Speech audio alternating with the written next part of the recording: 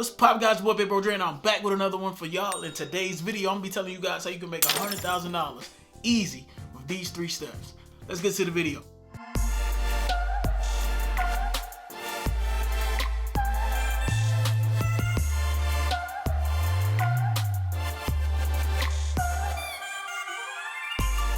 Now, I always start all my videos by saying thank you to all my subscribers, all my supporters, anybody who's ever liked the comment, anybody who's ever subscribed to this channel, left an Instagram comment, even though I don't check it.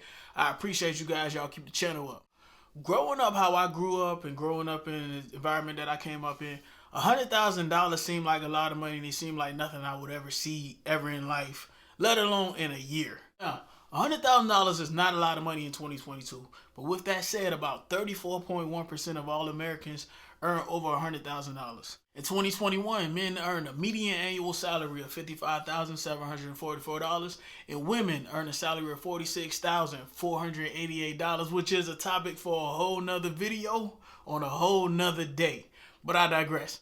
In 2018, I realized I was making $80,000, just a little bit over $80,000 in my job in the military, but my overall annual income from everything I was doing was over $100,000. It was about $100,375, right? So I was making more money. I was making $100,000 with my job and my outside stuff by doing these 3 steps. Now, I'm telling you guys these 3 steps because y'all could have done this shit way earlier than I'm doing it. Right, I did it. I didn't start making that type of money until I was 32, 33 years old. You guys can start making it out the gate at 20, 22, 23 years old, right? And you can do it with these 3 steps. Now, my first tip seems pretty obvious, but a lot of people don't get it and they don't understand the concept behind it. And that tip is to make more money, right? So, listen. It's not as easy as it sounds, but it ain't as hard as you think it is either. All you got to do to make more money at your regular job is to get promoted or ask for raises. A lot of civilian sectors, they offer raises every quarter or they offer raises every year. Closed mouths don't get fed, so if you don't ask for the raise, they're not going to give it to you, right? So the best way that you can promote yourself or get yourself to a raise is to ask for it. Same way in the military. If you think you're ready to go to the board and get promoted, you should go get promoted. If you think you're ready for that promotion test in the Air Force or the Navy, you should go get tested. Now, there are barriers to being promoted, but a lot of those barriers are on the person. Some stuff has time limits. You got to wait here, you got to wait there.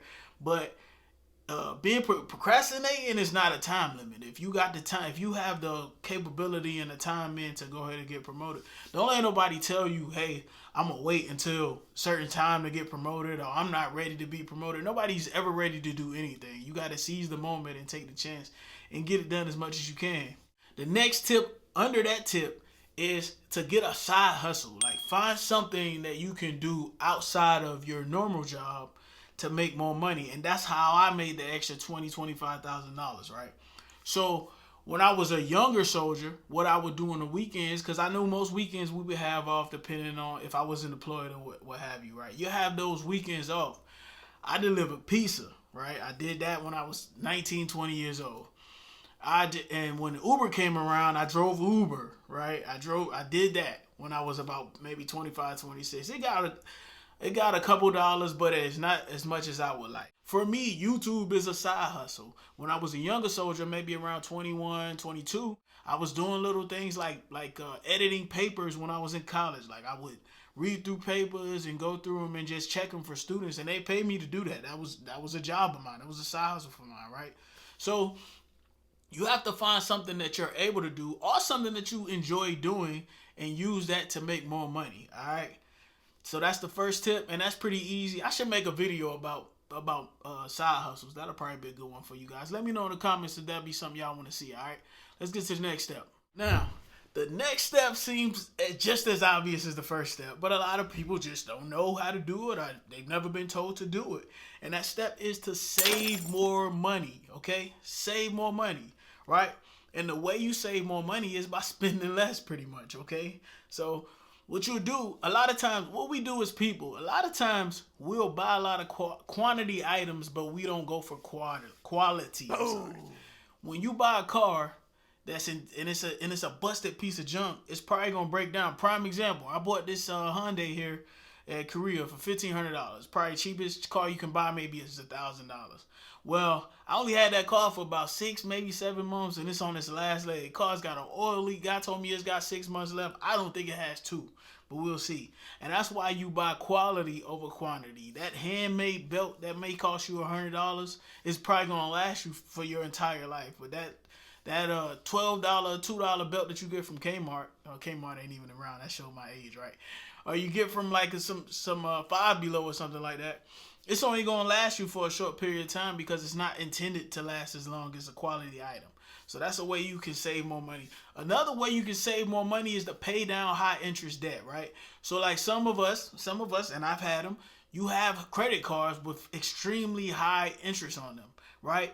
And the longer it takes you to pay those credit cards down, the more interest you're going to pay over time. So what you need to do is focus on paying those down or only using them in emergencies. I've been guilty of using credit cards for non-emergencies. And it's something that nowadays I try not to do as often as I used to do it. All right? So that's another way you can save more money is paying down high interest debt. Another way you can save more money, and a lot of people are against this, but I do it. It's probably tougher to do. It's easy to do it when you live by yourself than as opposed to if you got a wife and kids and a family, because they're going to want certain stuff. But when you go food shopping, you should get some of the, let's say, non-name brands. Like you should get some of the off-brand stuff because some of that stuff is just as good as the normal brand. Prime example, medicine.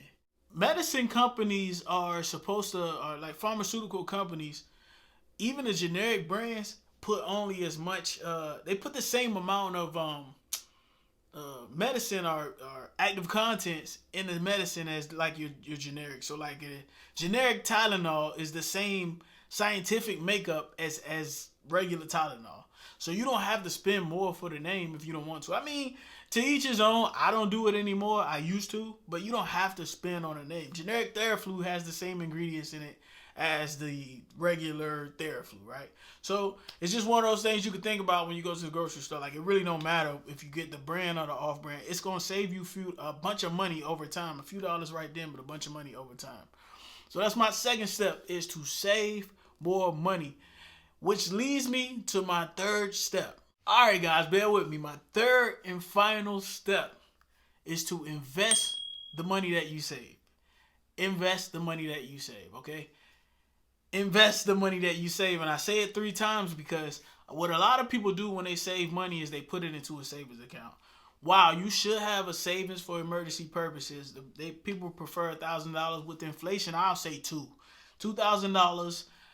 Some people even say you should have about 6 months in case you get fired from your job. But if you have a more secure job, $2,000 to $2,500 in your bank account for emergencies is good enough, okay? But what a lot of people do is they save every dime they get and they don't invest anything, which is not going to earn you money, and I'll tell you why.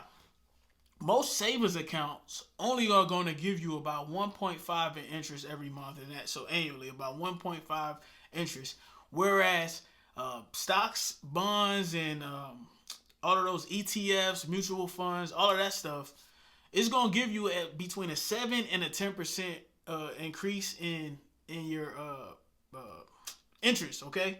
So you're going to get it between 7 and 10 interest. Now, 2022 is probably a bad year to be talking about investing because the stock market is down.